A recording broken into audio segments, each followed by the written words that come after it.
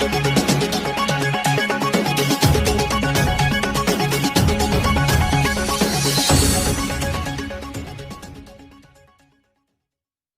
Sir, मेरा आपसे सवाल ये है कि उत्तराखंड सरकार युवाओं को रोजगार देने के मामले में क्यों पिछड़ रही है? सन 2017 में विधानसभा चुनाव हुए और भारतीय जनता पार्टी की सरकार उत्तराखंड में बनी। तब से लेकर आज तक मैं एक सवाल माननीय मुख्यमंत्री जी से और भाजपा सरकार से पूछना चाहता हूं कि उन्होंने सरकार यहाँ के बेरोजगारों को कितने सरकारी नौकरियां उपलब्ध कराई और कितने यहाँ कंपटीशन हुए और उनके आधार पर जितने लोगों ने क्वालिफाई किया, कितनों को उत्तराखंड सरकार ने ज्वाइनिंग दी है।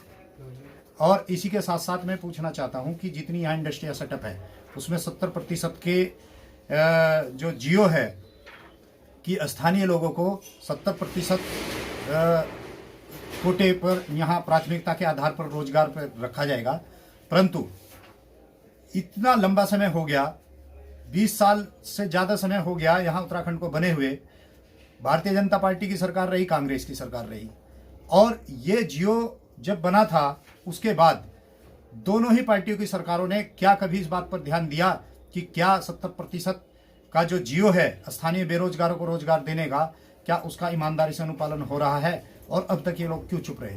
क्योंकि अब 2022 में फिर चुनाव है और चुनाव सिर पाने के कारण अब फिर ये जनता के सामने नाटक कर रहे हैं और जनता को एक बार फिर छलने का प्रयास कर रहे हैं इस प्रकार की बयानबाजी करके कि हम अब रोजगार देंगे। अभी तक रोजगार क्यों नहीं दे पाए, मेरा पहला सवाल है। और दूसरा सवाल है कि अभी तक 70% जो शासनादेश है स्थानीय बेरोजगारों को रोजगार देने का, उसका सही से पालन क्यों नहीं करा पाए?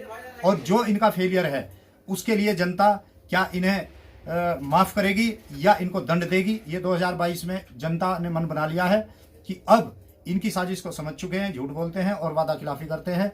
अब बेरोजगार इनको उचित जवाब देंगे और आम आदमी पार्टी बेरोजगारों के साथ है। आम आदमी पार्टी इस मुद्दे पर बड़ा आंदोलन करेगी।